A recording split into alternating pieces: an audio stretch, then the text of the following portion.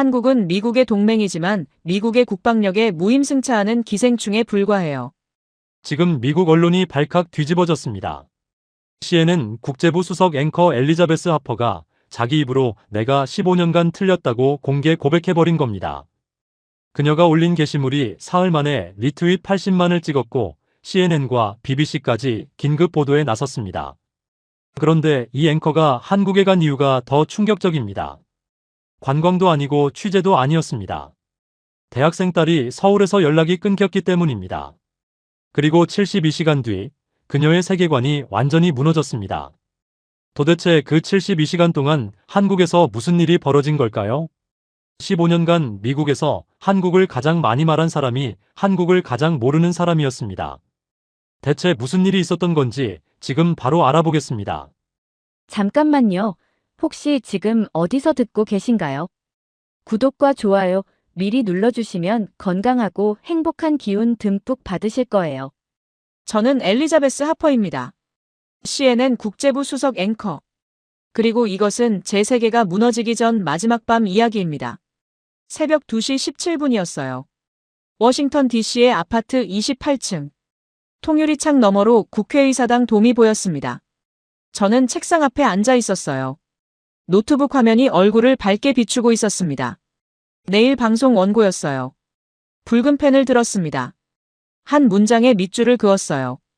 한국은 미국 납세자에게 전략적 비용 부담으로 남아있다. 숫자를 적었습니다. 방위비 분담금 12억 달러. 주한미군 유지비 연간 50억 달러. 무역 적자 180억 달러. 깔끔했어요. 명확했습니다. 저는 숫자를 사랑하는 사람이었어요. 감정은 왜곡을 만듭니다. 데이터는 거짓말을 하지 않아요. 하버드에서 정치학을 전공했습니다. 국제관계 석사까지 마쳤어요. 중동 분쟁, 우크라이나 전쟁, 나토 확대. 전부 숫자로 설명할 수 있었습니다. 한국도 마찬가지였어요. 전략적 거점, 경제 경쟁국, 비용 대비 효율. 그 이상도 이하도 아니었습니다. 커피잔을 들었어요. 식어 있었습니다. 세 번째 리필이었어요. 문장을 다듬었습니다. 동맹은 재정 현실에 기반한 재조정이 필요하다. 완벽했어요. 내일 아침 7시 방송. 시청자 200만 명이 들을 겁니다. 저는 한 번도 틀린 적이 없었어요. 팩트 기반 저널리즘. 그게 제 신념이었습니다. 그때였어요. 전화벨이 울렸습니다. 휴대폰 화면이 밝아졌어요. 국제번호. 낯선 번호였습니다. 무시했어요. 새벽 2시에 받을 전화가 아니었습니다. 벨이 멈췄어요. 정적. 10초. 다시 울렸습니다. 같은 번호. 또 무시했어요. 스팸일 겁니다. 세 번째. 벨이 또 울렸어요. 저는 멈췄습니다. 3번 연속. 이건 스팸이 아니었어요. 손을 뻗었습니다. 전화를 받았어요. 여보세요. 숨소리가 들렸습니다. 거친 숨소리. 울고 있는 것 같았어요. 엘리자베스. 여자 목소리였습니다. 젊은 목소리. 떨리고 있었어요. 누구세요? 저 제시카예요. 소피 룸메이트. 심장이 한 번 크게 뛰었습니다. 소피. 제 딸이었어요. 무슨 일이에요? 목소리가 차갑게 나왔습니다. 습관이었어요. 감정을 배제하는 습관. 제시카가 말했습니다. 소피가 한국에서 연락이 안 돼요. 한국. 그 단어가 귀를 때렸어요. 언제부터? 어제 아침부터요. 인스타 마지막 업로드가 그제 밤이고 전화도 안 받고 문자도 일십이에요. 저는 노트북 화면을 봤습니다. 한국은 전략적 비용 부담이다. 그 문장이 여전히 거기 있었어요. 폰 배터리 나간 거겠죠. 차갑게 말했습니다. 감정을 넣지 않았어요. 아니요. 소피는 보조 배터리 항상 챙겨요. 그리고 하루가 넘었어요. 제시카의 목소리가 떨렸습니다. 엘리자베스, 뭔가 잘못된 것 같아요. 정적이 흘렀어요. 5초, 10초. 대사관에 연락했어요? 했어요. 근데 24시간 안 지나면 정식 수사가 안 된대요. 절차. 그 단어를 알았습니다. 저도 그런 단어를 쓰는 사람이었으니까요. 합리적이고 냉정한. 알겠어요. 제가 확인해 볼게요. 전화를 끊었습니다. 노트북 화면을 봤어요. 커서가 깜빡이고 있었습니다. 손을 올렸어요. 타이핑을 하려고 했습니다. 손가락이 움직이지 않았어요. 소피. 뉴욕대학교 2학년. 문화 콘텐츠 전공. 한국 드라마를 보고 한국어를 독학했습니다. 방에 보라색 포스터가 붙어 있었어요. BTS. 저는 한 번도 관심을 주지 않았습니다. 쓸데없는 짓 하지 마. 그게 제가 한 말의 전부였어요. 한 달 전, 소피가 말했습니다. 엄마, 나 서울 갈 거야. 왜? 한국 문화 체험하고 싶어서. 저는 코웃음을 쳤어요. 문화? 관광산업 마케팅이지. 소피가 눈을 크게 떴습니다. 엄마는 한국에 대해 뭘 알아? 충분히 알아. 전략적 가치, 경제 지표, 외교 관계. 그게 전부야. 사람은? 뭐? 사람 말이야. 엄마는 그 나라 사람에 대해선 뭘 알아? 저는 대답하지 않았어요. 대답할 게 없었습니다. 소피는 고개를 저었어요. 엄마는 세상을 숫자로만 봐. 문을 닫고 나갔습니다. 그게 마지막 대화였어요. 3주 전, 공항 드롭. 소피가 캐리어를 끌고 나왔습니다. 다녀올게. 조심해. 그게 전부였어요. 포옹하지 않았습니다. 저는 차에 앉아서 휴대폰을 봤어요. CNN 긴급 뉴스 알림. 그게 더 중요했습니다. 딸보다. 지금 노트북 화면 앞에 앉아 있었어요. 손이 떨렸습니다. 처음이었어요. 15년 앵커 생활. 카메라 앞에서 한 번도 떨린 적 없는 손. 지금 떨리고 있었습니다. 인스타그램을 열었어요. 소피 계정. 마지막 포스트. 사진 한 장. 한강 야경. 보라색 조명이 물에 비치고 있었어요. 캡션. 서울의 밤은 다르다. 보라색 하트. 업로드 시간. 48시간 전. 그 뒤로 아무것도 없었습니다. 마지막 스토리. 명동거리 셀카. 화장품 가게 앞. 웃고 있었어요. 24시간 전. 댓글을 읽었습니다. 안전하게. 그 단어가 눈에 박혔어요. 휴대폰을 내려놓았습니다. 일어섰어요. 창문 앞에 섰습니다. 워싱턴 DC가 내려다 보였어요. 새벽 3시. 거리에 차가 없었습니다. 저는 유리에 비친 제 얼굴을 봤어요. 40대 초반.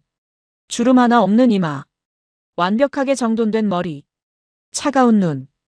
이 얼굴로 세상을 재단했습니다. 15년 동안. 그런데 지금 딸이 어디 있는지 모릅니다. 한국. 제가 숫자로만 본 나라. 전략적 비용 부담. 그 나라 어딘가에 소피가 있었어요. 연락이 안 되는 채로. 뒤돌아섰습니다. 노트북 앞에 앉았어요. 커서가 여전히 깜빡이고 있었습니다. 삭제 키를 눌렀어요. 문장이 지워졌습니다.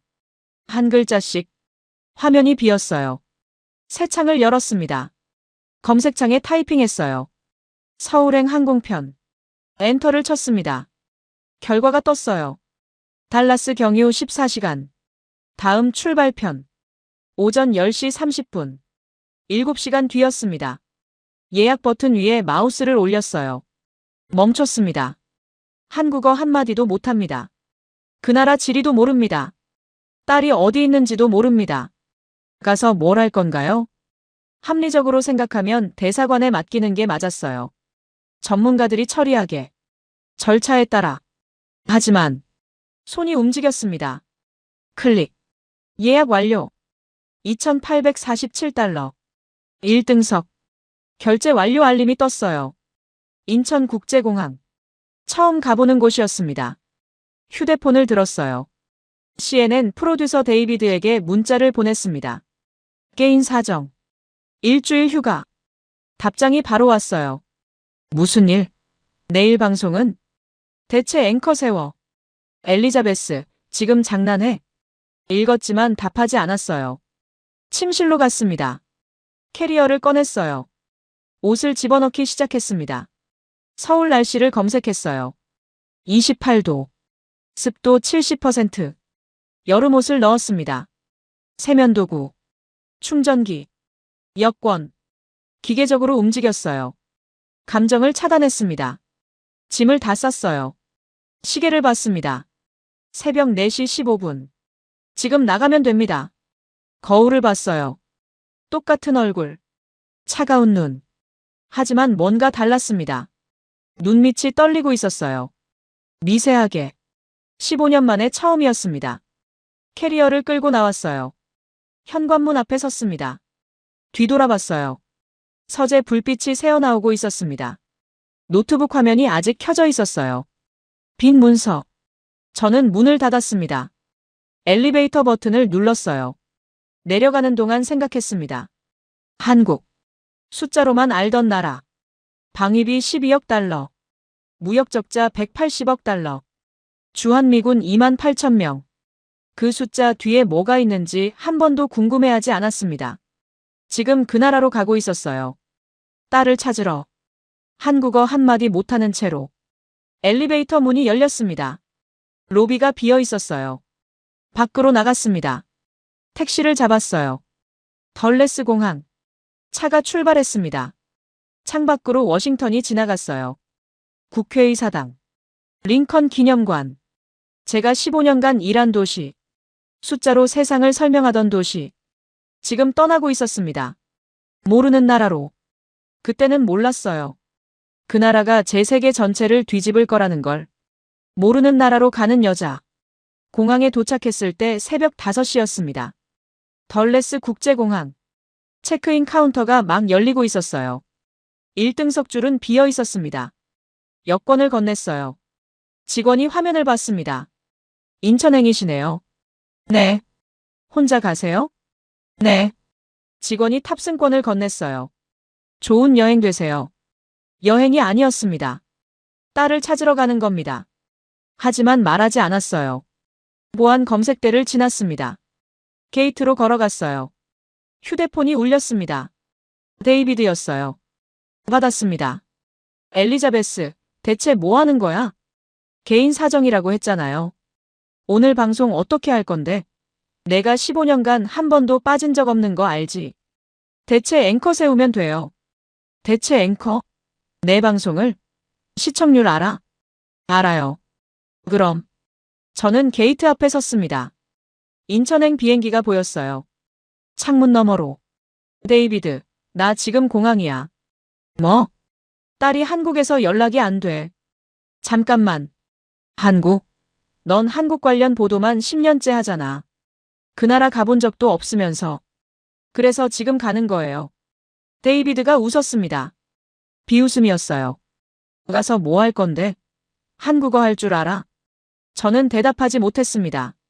데이비드가 말했어요. 엘리자베스, 감정 빼. 이건 내 딸 문제가 아니라 내 커리어 문제야. 제 딸 문제예요. 전화를 끊었습니다. 탑승 안내 방송이 나왔어요. 1등석 승객부터 탑승해 주시기 바랍니다. 줄을 섰습니다. 탑승권을 건네서요. 비행기에 올랐습니다. 좌석 2A.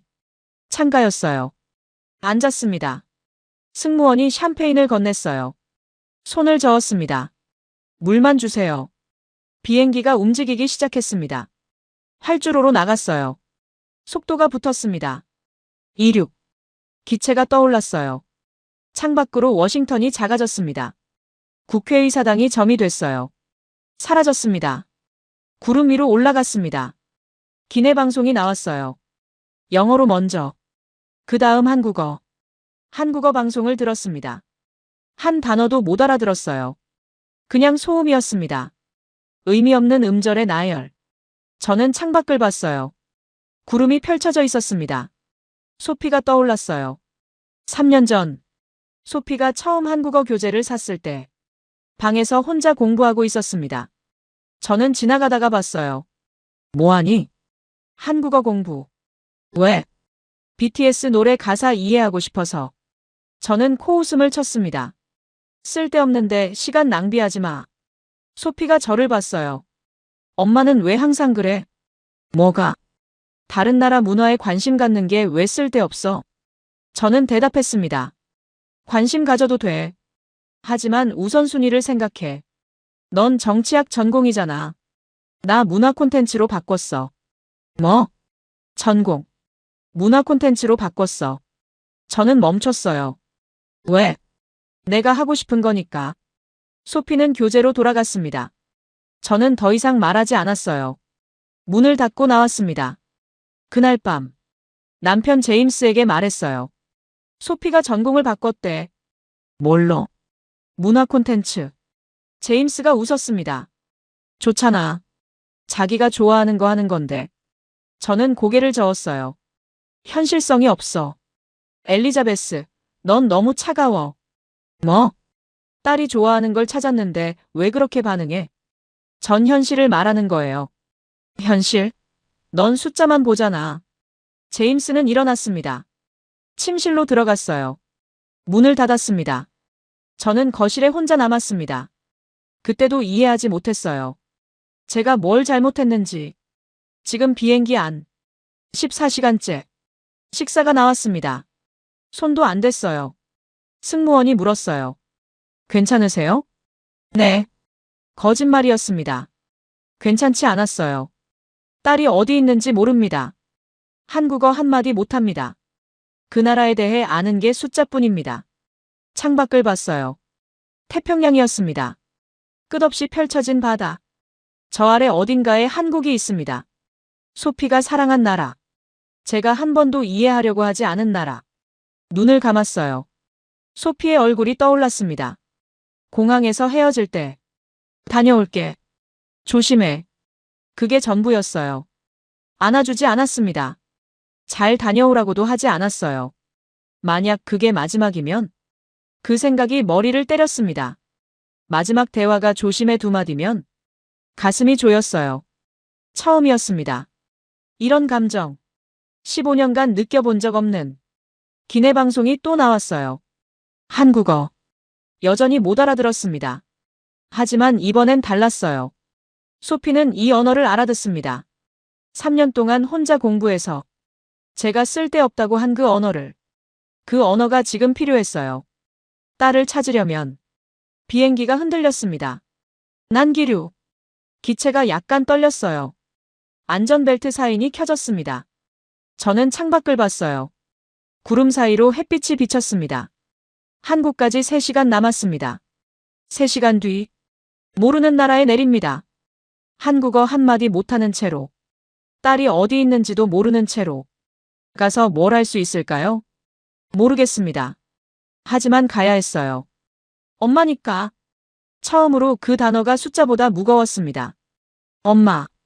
15년간 CNN 앵커였어요. 숫자로 세상을 설명하는 사람. 하지만 지금 숫자는 아무 의미가 없었습니다. 딸 하나.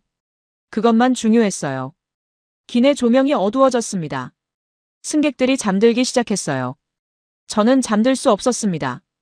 눈을 감으면 소피가 보였으니까요. 한강 야경 사진. 보라색 조명. 웃는 얼굴. 48시간 전. 그 뒤로 아무것도 없습니다. 휴대폰을 꺼냈어요. 인스타그램을 또 열었습니다. 여전히 업데이트가 없었어요. 마지막 포스트 그대로. 서울의 밤은 다르다. 저는 화면을 내렸습니다. 창밖을 봤어요. 어둠이 깔려 있었습니다. 태평양 상공. 한국까지 2시간 반. 곧 도착합니다. 모르는 나라에. 그때는 몰랐어요.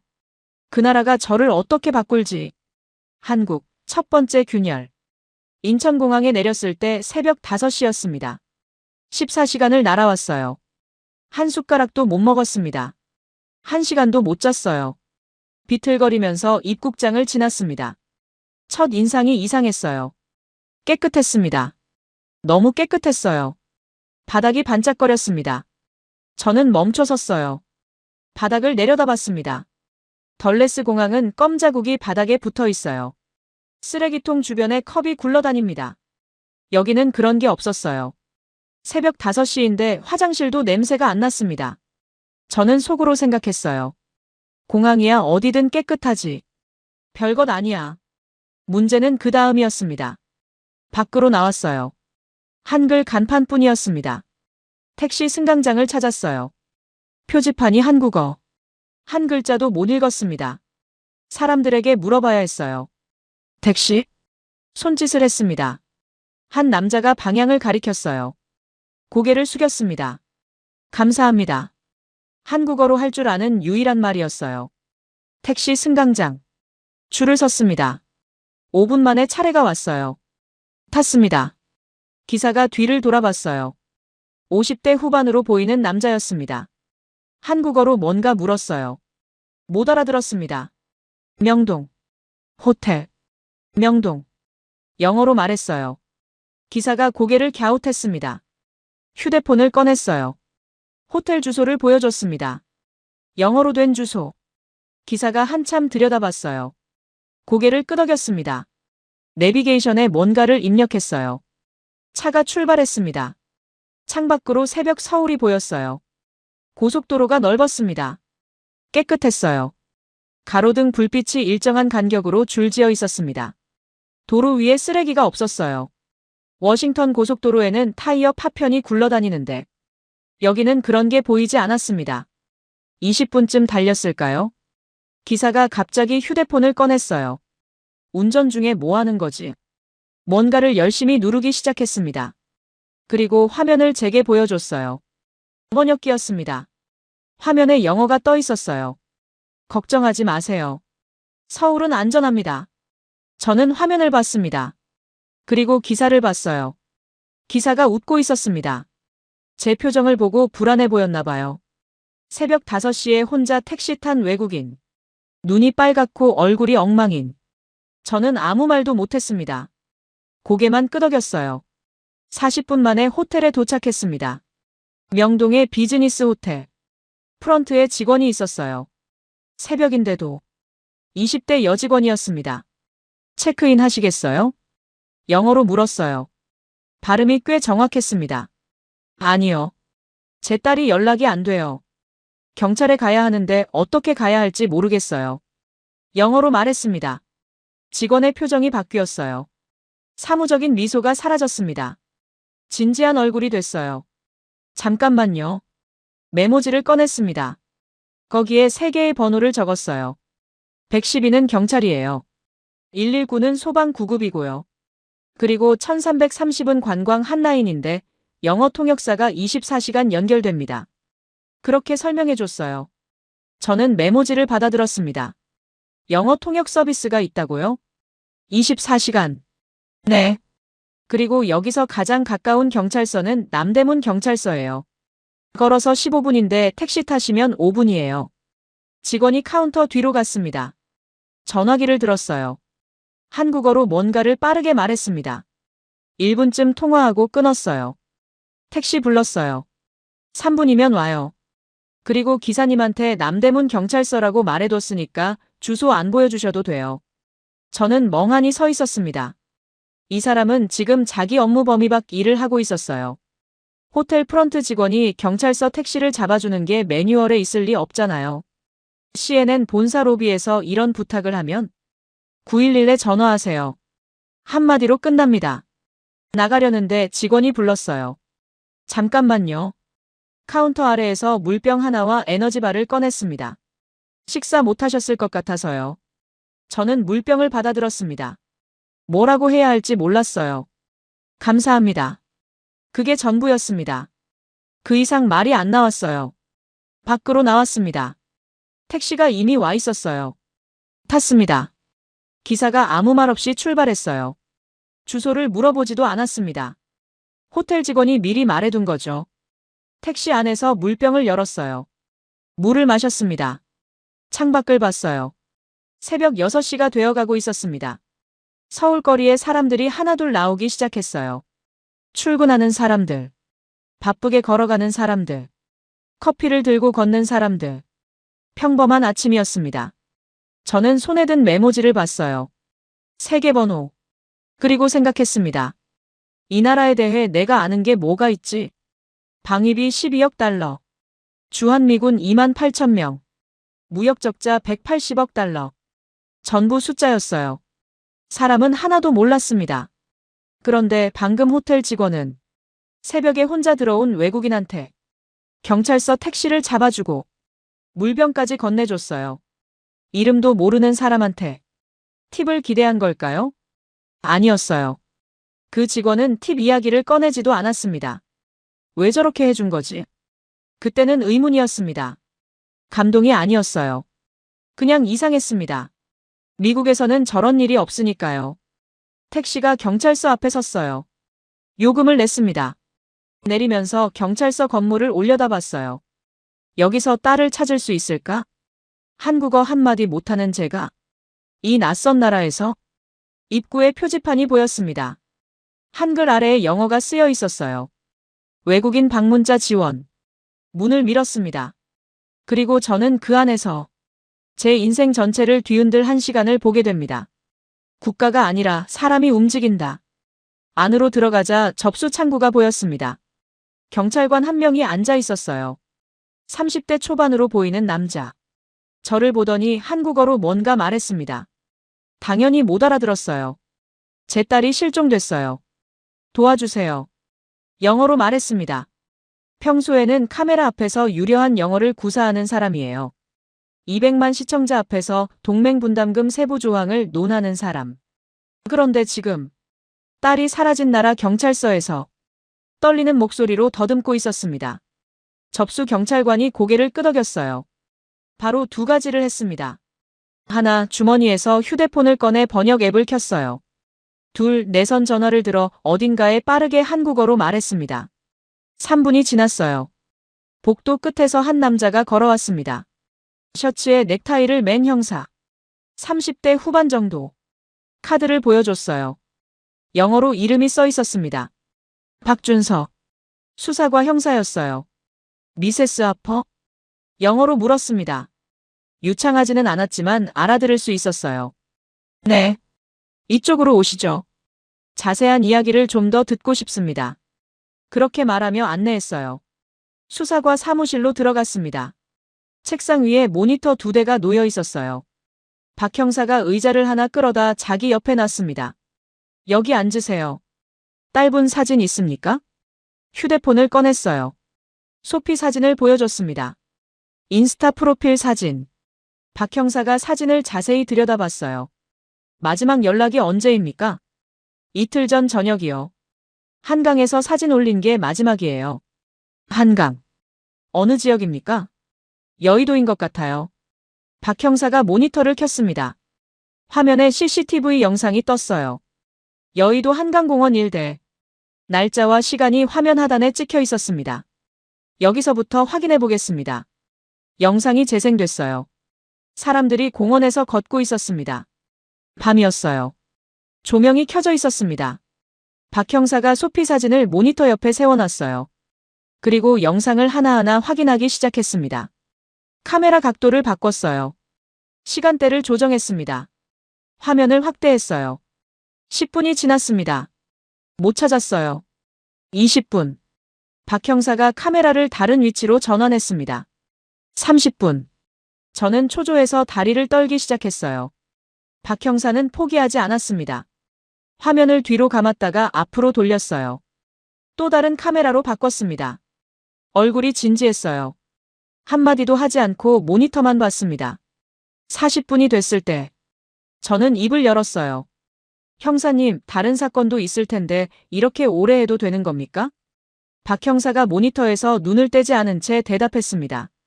어머니가 딸을 찾고 있잖아요. 당연히 해야죠. 저는 아무 말도 못했습니다. 당연히 해야 한다고요. 이름도 모르는 외국인의 딸을요. 새벽부터 출근해서 모니터 앞에 앉아 1시간 넘게 CCTV를 돌려보는 게 당연하다고요. 워싱턴에서 실종 신고를 하면 어떻게 되는지 아십니까? 서류를 씁니다. 24시간을 기다리라고 합니다. 담당자가 배정되면 연락이 옵니다.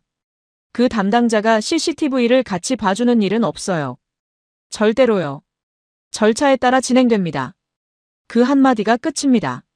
그런데 이 형사는 지금 1시간째 제 옆에 앉아 있었어요. 본인 사건도 아닌데 화면을 돌리다가 잠시 멈추고 눈을 비비고 다시 돌렸습니다. 1시간 12분. 박 형사가 멈췄어요. 미세스 하퍼, 이거 보세요. 화면을 가리켰습니다. 공원 출구 쪽 CCTV였어요. 시간은 밤 10시 47분. 사람들 틈에서 한 여자가 걸어가고 있었습니다. 갈색 머리, 청재킷, 배낭 하나. 소피였어요. 이게 딸분 맞습니까? 맞아요. 소피예요. 심장이 내려앉았습니다. 살아있었어요. 적어도 그 시점에서는 혼자 걷고 있었지만 위험해 보이지는 않았습니다. 그냥 걸어가고 있었어요. 지하철역 방향으로 가고 있네요. 교통카드 사용 내역을 확인해 볼 수 있습니다. 딸분이 카드를 쓰셨다면 어디서 탔고 어디서 내렸는지 나옵니다. 그게 추적이 됩니까? 됩니다. 시간 좀 걸릴 수 있는데 확인해 보겠습니다. 박 형사가 전화를 들었어요. 어딘가에 한국어로 빠르게 말했습니다. 통화가 끝나고 저를 봤어요. 부산 쪽에도 연락해 두겠습니다. 혹시 다른 도시로 이동했을 수 있으니까요. 그리고 미세스 하퍼. 박 형사가 주머니에서 명함을 꺼냈습니다. 거기에 자기 개인 휴대폰 번호를 펜으로 적었어요. 언제든 전화하세요. 새벽이든 밤이든 상관없습니다. 저는 명함을 받았습니다. 손이 떨렸어요. 감사합니다. 목소리가 갈라졌습니다. 경찰서를 나왔어요. 밖은 이미 밝아져 있었습니다. 서울의 아침. 사람들이 출근하고 있었어요. 바쁘게 걸어가는 사람들. 커피를 들고 걷는 사람들. 평범한 아침이었습니다. 저는 경찰서 앞 벤치에 앉았어요. 명함을 내려다봤습니다. 박준서 수사과. 그 아래에 펜으로 쓴 번호. 어머니가 딸을 찾고 있잖아요. 당연히 해야죠. 그 말이 계속 맴돌았습니다. 방위비 12억 달러. 주한미군 2만 8천 명. 제가 아는 한국은 숫자였어요. 그 숫자 뒤에 1시간 12분 동안 CCTV를 돌려주는 형사가 있을 거라고는 단 한 번도 생각해 본 적이 없었습니다.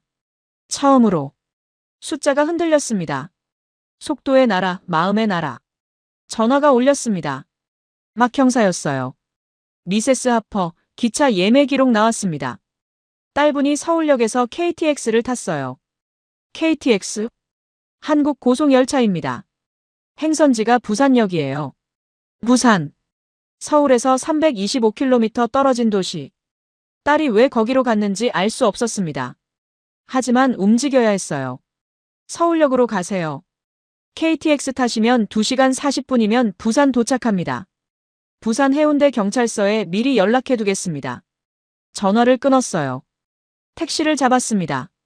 서울역이요. 영어로 말했어요. 기사가 고개를 끄덕이고 출발했습니다. 창밖으로 서울이 지나갔어요. 건물들이 높았습니다.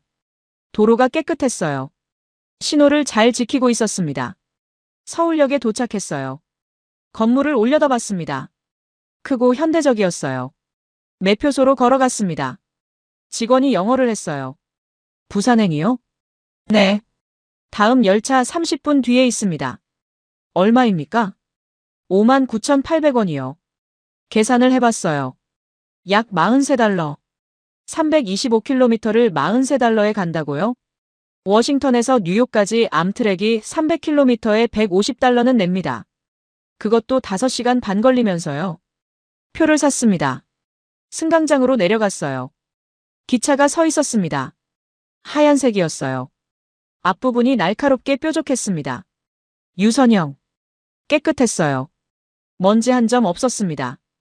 암트랙은 외벽에 기름때가 끼어 있고 페인트가 벗겨져 있는데 이 기차는 방금 공장에서 나온 것 같았어요. 탔습니다. 좌석이 넓었어요. 깨끗했고요. 앞좌석과의 간격이 암트랙보다 넓었습니다. 좌석마다 콘센트가 있었어요. 와이파이 안내 스티커가 붙어 있었습니다. 창가에 앉았어요. 주위를 둘러봤습니다. 승객들이 조용했어요. 전화 통화하는 사람이 없었습니다. 미국 기차 안에서는 옆자리에서 스피커폰으로 통화하는 사람이 꼭 있거든요. 여기는 아무도 큰 소리를 내지 않았어요. 출발 시간이 됐습니다. 기차가 움직이기 시작했어요. 처음엔 천천히. 그러다가 속도가 붙었습니다. 건물들이 빠르게 지나가기 시작했어요. 휴대폰을 꺼냈습니다. 속도 앱이 있었거든요. 화면을 봤어요. 시속 150km. 건물들이 사라지고 논과 산이 나타났습니다. 속도가 계속 올라갔어요. 시속 200km. 시속 250km. 시속 280km. 시속 300km. 창밖이 흐릿하게 지나갔습니다. 그런데 이상한 게 있었어요. 흔들림이 거의 없었습니다. 커피를 올려놓으면 안 쏟아질 정도였어요. 암트랙은 시속 150km만 돼도 객차가 덜컹거리는데 이 기차는 시속 300km에서 부드럽게 달렸습니다. 저는 속으로 생각했어요. 미국에는 이런 기차가 없다. 세계 최강국이라고 매일 방송에서 말하면서 고속철도 하나 없다. 워싱턴에서 뉴욕까지 기차로 가려면 5시간이 걸린다. 이 작은 나라는 서울에서 부산까지 2시간 40분이다. 그때 옆자리에서 목소리가 들렸습니다. 괜찮으세요? 영어로 물었어요. 고개를 돌렸습니다. 40대 초반으로 보이는 한국인 남자였어요. 안경을 쓰고 정장을 입고 있었습니다. 출장 가는 회사원 같았어요.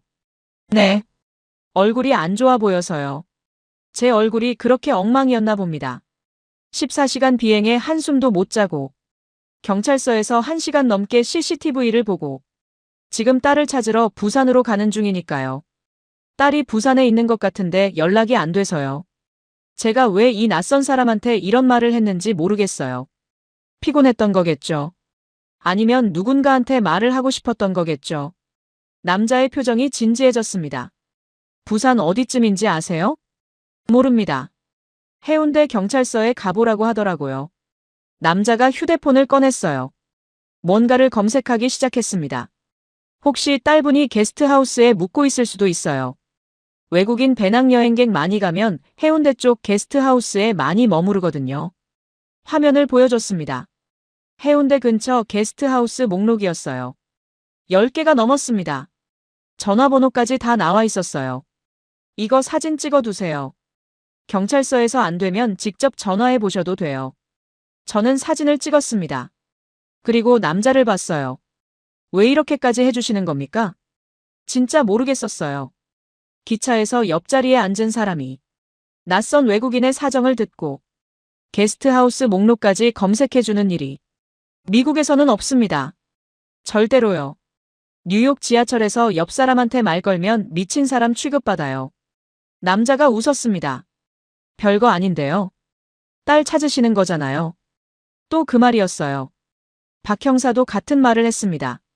어머니가 딸을 찾고 있잖아요. 당연히 해야죠. 이 사람도 비슷한 말을 하고 있었어요. 딸 찾으시는 거잖아요. 마치 그것만으로 충분한 이유가 된다는 듯이.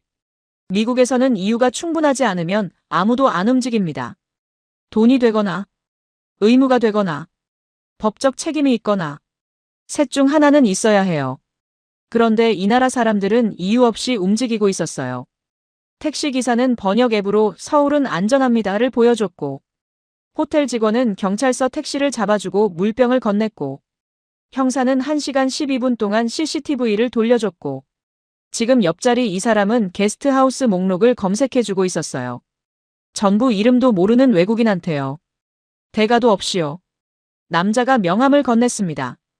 혹시 부산에서 도움 필요하시면 연락주세요. 저도 부산 출장이라 오후까지는 있거든요. 저는 명함을 받았어요. 주머니에 넣었습니다. 박 형사 명함 옆에. 기차가 터널을 지나갔어요. 다시 햇빛이 들어왔습니다. 창밖으로 산과 논이 번갈아 나타났어요. 가끔 작은 마을이 보였습니다.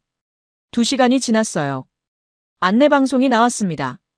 한국어 다음에 영어가 나왔어요. 다음 역은 부산역입니다. 기차가 속도를 줄이기 시작했습니다. 건물들이 다시 나타났어요. 바다가 보였습니다. 부산이었어요. 옆자리 남자가 말했습니다. 딸분 꼭 찾으시길 바랍니다. 감사합니다. 정말로. 기차가 멈췄어요. 부산역. 내렸습니다. 공기가 달랐어요. 바다 냄새가 났습니다. 주머니에 명함이 2장 있었습니다. 박준서 형사. 그리고 이름을 확인하지도 못한 기차 옆자리 남자. 이 나라 사람들은 왜 이러는 건지 여전히 이해가 안 됐어요. 하지만 질문이 바뀌고 있었습니다. 왜 이렇게까지 해주지? 에서. 혹시 이게 원래 이런 건가? 로요. 절망. 그리고 한국식 개입. 해운대 경찰서에서 나왔을 때 다리에 힘이 풀렸습니다. CCTV를 확인했어요. 부산역 출구까지는 소피가 찍혀 있었습니다. 거기까진 좋았어요. 문제는 그 다음이었습니다. 부산역을 나선 뒤 소피의 동선이 끊겼어요. 택시를 탄 건지 버스를 탄 건지 현금으로 이동했을 수도 있다고 했습니다. 교통카드 기록이 더 이상 없었어요. 담당자가 말했습니다. 주변 게스트하우스 쪽으로 연락을 돌려보겠습니다. 시간이 좀 걸릴 수 있어요. 시간이 좀 걸린다. 그 말이 가장 무서웠어요. 시간이 얼마나 걸리는 건지. 하루인지 이틀인지. 그 사이에 소피한테 무슨 일이 생기면. 경찰서 앞 도로에 서 있었습니다. 어디로 가야 할지 몰랐어요. 부산이라는 도시에 대해 아는 게 아무것도 없었습니다. 서울에서 325km 떨어져 있다는 것. 바다가 있다는 것. 그게 전부였어요. 카페가 보였습니다. 건물 1층의 작은 카페. 들어갔어요. 주문을 해야 하는데 메뉴판이 한글이었습니다. 사진이 붙어 있길래 아메리카노처럼 보이는 걸 가리켰어요. 직원이 고개를 끄덕이고 만들어줬습니다. 4,500원. 약 3달러. 워싱턴 카페 아메리카노가 6달러인데요. 구석자리에 앉았습니다. 테이블에 팔을 올리고 이마를 짚었어요. 눈을 감았습니다. 14시간 비행. 경찰서 CCTV 1시간. KTX 2시간 40분. 부산 경찰서. 그리고 결국 동선이 끊겼다. 찾을 수 있을까? 한국어 한마디 못하는 내가. 이 낯선 도시에서. 신호합니다. 영어로 말하는 소리가 들렸어요. 눈을 떴습니다. 젊은 남자가 서 있었어요. 20대 초반. 팔 티셔츠에 배낭을 메고 있었습니다. 대학생 같았어요. 괜찮으세요? 영어로 물었습니다. 또 이 질문이었습니다. KTX 옆자리 남자도 같은 말을 했어요. 제 얼굴이 그렇게 처참해 보이나 봅니다. 솔직히 말하면 안 괜찮아요. 왜 이 낯선 사람한테 솔직하게 말했는지 모르겠습니다. 피곤했겠죠. 아니면 더 이상 혼자서는 안 되겠다는 걸 인정한 거겠죠. 딸이 부산에 있는 것 같은데 연락이 안 돼요. 폰이 꺼져 있어요. 어디 있는지 모르겠어요. 남자가 맞은편에 앉았습니다. 저 영어 좀 할 줄 알아요. 부산대 영어 영문학과 3학년이에요. 이름은 최민재입니다. 엘리자베스 하퍼예요. 미세스 하퍼. 제가 도와드려도 될까요? 게스트하우스 쪽에 전화 돌려볼 수 있어요. 한국어로요. 저는 주저했습니다. 22살짜리 대학생. 카페에서 공부하다가 나온 것 같았어요. 테이블 위에 노트북이 열려 있었고 교재가 펼쳐져 있었거든요. 수업은 오후에 하나 있는데 빠져도 괜찮아요. 이게 더 급하잖아요. 이게 더 급하다. 이름도 모르는 외국인의 딸을 찾는 게 자기 수업보다 급하다고요. 저는 이해가 안 됐습니다. 진짜로요. 미국에서는 상상할 수 없는 일이에요. 대학생이 카페에서 공부하다가 옆 테이블 외국인의 사정을 듣고 수업을 빠지겠다고요? 하지만 거절할 처지가 아니었어요. 부탁합니다. 민재가 휴대폰을 꺼냈습니다. KTX에서 찍어둔 게스트하우스 목록 사진을 보여줬어요.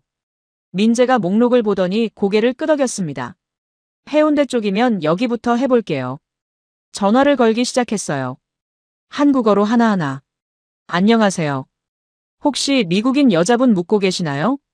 19살이요. 갈색 머리에 청재킷 입고 있었을 거예요. 첫 번째. 아니요. 없는데요. 두 번째. 외국인 손님 안 계세요. 세 번째. 네 번째. 다섯 번째. 전부 없다는 대답이었어요. 민재는 포기하지 않았습니다. 여섯 번째. 일곱 번째.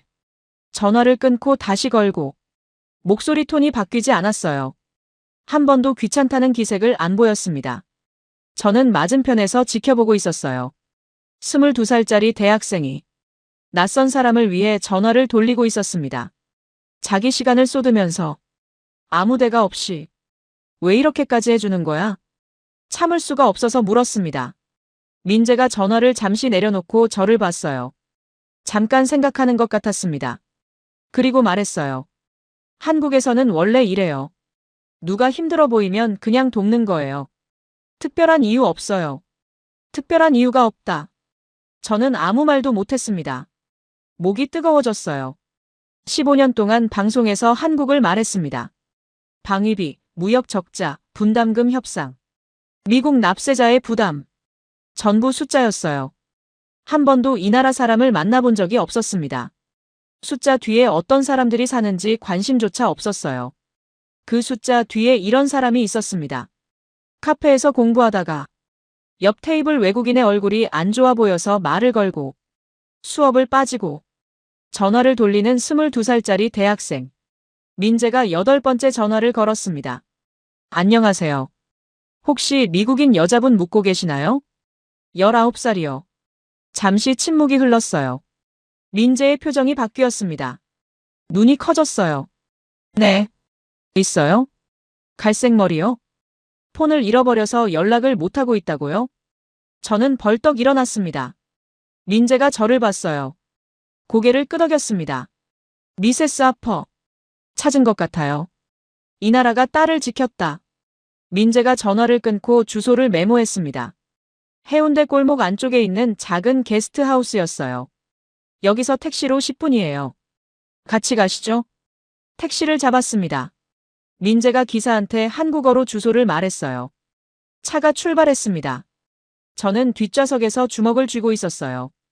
손바닥에 땀이 났습니다. 찾은 거야, 정말? 게스트하우스 사장님한테 확인한 게 전부였어요. 미국인 여자. 갈색 머리. 19살. 폰을 잃어버렸다. 소피가 맞을 수도 있고 아닐 수도 있었습니다. 하지만 상황이 너무 정확하게 들어맞았어요. 10분 뒤 택시가 멈췄습니다. 좁은 골목이었어요. 양쪽에 작은 건물들이 줄지어 있었고 빨래가 걸려 있었습니다. 간판이 보였습니다. 한글로 써 있었는데 그 아래에 영어로 작게 게스트하우스라고 적혀 있었어요. 여기에요. 민재가 앞장섰습니다. 문 앞에 섰어요. 저는 심호흡을 했습니다. 가슴이 너무 세게 뛰었어요. 문을 밀었습니다. 작은 거실 같은 공간이었어요. 바닥에 돗자리가 깔려 있었고 한쪽 벽에 선반이 있었습니다. 신발이 가지런히 놓여 있었어요. 그리고 봤습니다. 소피가 바닥에 앉아 있었어요. 앞에 큰 양푼이 놓여 있었습니다. 손에 칼을 들고 물을 깍둑 썰고 있었어요. 옆에 70대쯤 돼 보이는 할머니가 앉아 있었습니다. 소피의 칼질을 보면서 손을 잡아 교정해주고 있었어요. 웃으면서요. 소피도 웃고 있었습니다. 한국어로 뭔가를 말하고 있었어요. 서툴렀지만 말이 되는 것 같았습니다. 할머니가 웃으며 고개를 끄덕이고 있었으니까요. 뒤쪽 부엌에서는 50대 여자가 냄비 앞에 서 있었어요. 된장찌개 냄새가 났습니다. 구수한 냄새. 워싱턴에서는 맡아본 적 없는 냄새였어요. 맘. 소피가 저를 봤습니다. 칼을 든 채로 얼어붙었어요. 맘. 엄마가 왜 여기에? 엄마. 저는 그 자리에 서 있었습니다. 움직일 수가 없었어요. 소피가 일어났습니다. 양푼을 밀어놓고 제게 뛰어왔어요. 껴안았습니다. 엄마 어떻게 온 거야? 엄마가 한국에. 전화가 안 돼서. 아이폰이 꺼져 있어서. 아폰 해운대에서 셀카 찍다가 바다에 빠뜨렸어. 완전히 고장났어. 엄마 번호 외우고 있었으면 전화했을 텐데 번호를 모르잖아. 인스타도 폰 없으면 로그인이 안 되고. 폰을 바다에 빠뜨린 거였습니다. 그것뿐이었어요. 납치도 아니고, 사고도 아니고, 범죄도 아니고, 폰을 잃어버린 것뿐이었습니다. 다리에서 힘이 빠졌어요. 주저앉을 뻔했습니다. 부엌에 있던 50대 여자가 다가왔어요.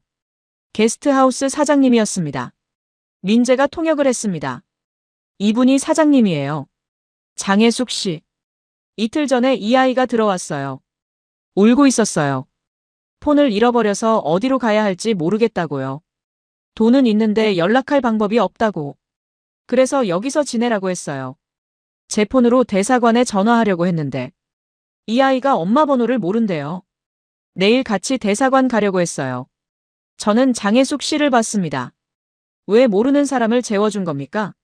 숙박비도 안 받고요. 민재가 통역했어요. 장혜숙 씨가 대답했습니다. 아이가 울고 있었잖아요. 보내면 안 되잖아요. 보내면 안 되잖아요. 저는 입을 다물었습니다. 옆에 앉아있던 할머니도 일어났어요. 민재가 소개해줬습니다. 이분은 오복순 할머니예요. 옆집에 사시는데 매일 놀러 오시는 분이래요. 소피한테 한국 요리를 가르쳐주고 계셨대요. 오복순 할머니가 저를 보며 뭔가 말했어요. 한국어였습니다. 민재가 통역했습니다. 딸이 예쁘고 착하다고요. 깍두기 만드는 거 금방 배웠다고. 한국어도 잘한다고. 소피가 제 팔을 잡았습니다. 엄마. 오복순 할머니가 깍두기 만드는 법 가르쳐줬어. 나 한국어로 대화했어. 할머니가 내 발음 좋다고 했어. 저는 소피를 봤어요. 3년 동안 방에서 BTS를 들으면서 독학한 한국어. 제가 쓸데없다고 했던 그 한국어. 그 언어가 낯선 나라에서 딸을 지켜준 거였어요. 할머니와 대화할 수 있게 해준 거였어요. 장혜숙 씨가 밥상을 차리기 시작했습니다. 식사하세요. 배고프시죠?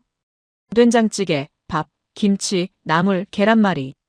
그리고 소피가 직접 만든 깍두기. 반찬이 5개나 됐어요. 저는 장혜숙 씨에게 물었습니다. 이것도 다 포함인 겁니까? 민재가 통역하자 장혜숙 씨가 웃었어요. 당연하죠. 밥 먹는데 반찬이 빠지면 어떡해요?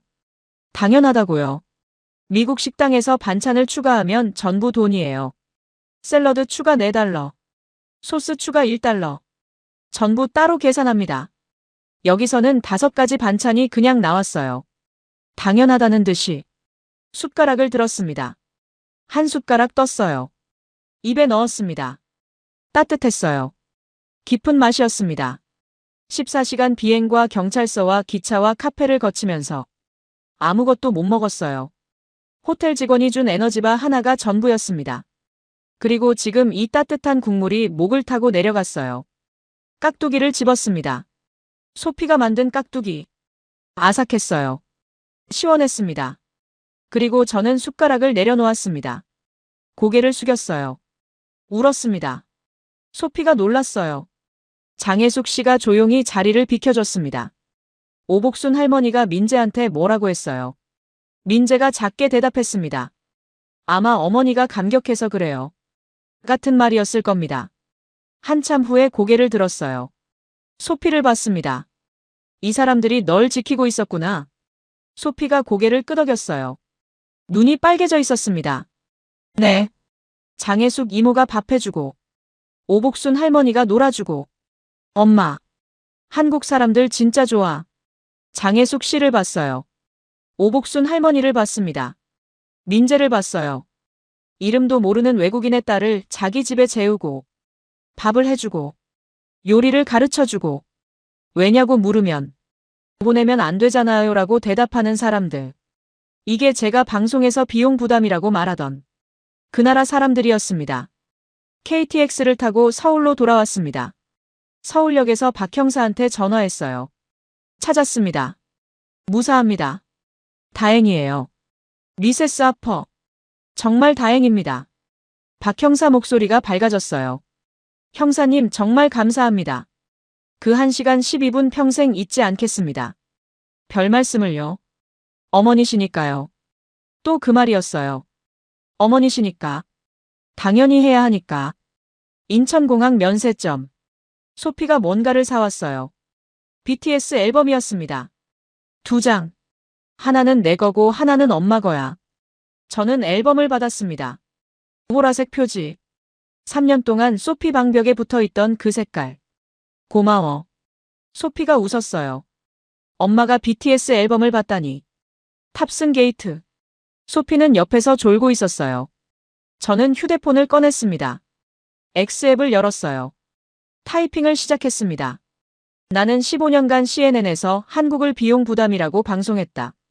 내 딸이 서울에서 연락이 끊겼을 때 한국어 한마디 못하는 채로 그 나라에 갔다. 경찰관이 1시간 12분 동안 CCTV를 같이 봐줬다. 대학생이 수업을 빠지고 통역해줬다. 게스트하우스 사장님이 모르는 외국인의 딸을 재워줬다. 할머니가 내 딸에게 깍두기를 가르쳐줬다. 왜냐고 물었더니 대학생이 말했다. 한국에서는 원래 이래요. 나는 15년간 한국을 숫자로만 봤다. 그 숫자 뒤에 이런 사람들이 살고 있었다. 내가 틀렸다. 게시 버튼 위에 손가락을 올렸어요. 소피를 봤습니다. 옆에서 잠들어 있었어요. 이 아이가 사라졌을 때 이 나라 사람들이 지켜줬습니다. 이름도 모르는 사람들이 아무 데가 없이 게시를 눌렀습니다. 비행기가 이륙했어요. 창밖으로 인천공항이 작아졌습니다. 며칠 전 이 공항에 내렸을 때 저는 이 나라에 대해 아는 게 방위비 숫자밖에 없었어요. 지금은 달랐습니다. 박준서 형사를 알고, 최민재를 알고, 장혜숙 씨를 알고, 오복순 할머니를 알았습니다. 숫자가 아닌 사람을 알게 된 겁니다. 소피가 잠에서 깼어요. 엄마 또 올 거지? 올 거야. 처음으로 확신을 담아 말했어요. 워싱턴 공항에 내렸습니다. 폰을 켰어요. 알림이 폭주했습니다. X앱을 열었어요. 리트윗 18만. 좋아요 45만. 14시간 만에. 사흘 뒤 리트윗 80만을 찍었습니다. CNN이 보도했어요. BBC도 다뤘습니다. 한국 언론에서도 기사가 나갔어요. CNN 앵커 한국에서 딸 찾은 뒤 15년간 틀렸다 고백. 다음 방송. 앵커 데스크에 앉았습니다. 카메라 빨간 불이 켜졌어요. 시청자 여러분, 오늘은 좀 다른 이야기를 하겠습니다. 한국 이야기를 했습니다. 박준서 형사 이야기, 최민재 이야기, 장혜숙 씨 이야기, 오복순 할머니 이야기, 방위비가 아니라 사람 이야기를요. 방송이 끝나고 시청률을 확인했습니다. 그 시간대 1위였어요. 집에 왔습니다. 서재 책상 위. 빨간 펜 밑줄 원고가 그대로 있었습니다. 한국은 미국 납세자에게 전략적 비용 부담으로 남아있다. 원고를 접어서 서랍에 넣었습니다. 소피가 방에서 나왔어요. 음악 소리가 들렸습니다. BTS. 엄마 그거 듣고 있어? 응. 비행기에서 들었는데 꽤 좋네. 소피가 웃었어요. 엄마, 다음에 또 갈 수 있어? 가자. 이번엔 엄마가 먼저 가자고 할게. 소피가 껴안았어요. 저는 소피의 등을 두드렸습니다. 출발 전날 밤에 하지 못했던 걸 지금 하고 있었어요. 그날 밤, 한국어 학습 앱을 설치했습니다. 첫 번째 레슨. 안녕하세요. 따라 읽었어요. 15년 동안 이 나라를 숫자로 봤습니다. 방위비 12억 달러. 주한미군 2만 8천 명. 무역적자 180억 달러. 한 번도 의심하지 않았어요. 그 숫자 뒤에 번역 앱으로 서울은 안전합니다를 보여주는 택시 기사가 있었습니다. 새벽에 물병을 건네는 호텔 직원이 있었습니다. 1시간 12분 동안 CCTV를 돌려주는 형사가 있었습니다. 수업을 빠지고 전화를 돌리는 대학생이 있었습니다. 모르는 아이를 자기 집에 재우는 게스트하우스 사장님이 있었습니다. 외국인 소녀에게 깍두기를 가르치는 할머니가 있었습니다. 한국은 숫자가 아니었습니다. 한국은 사람이었습니다.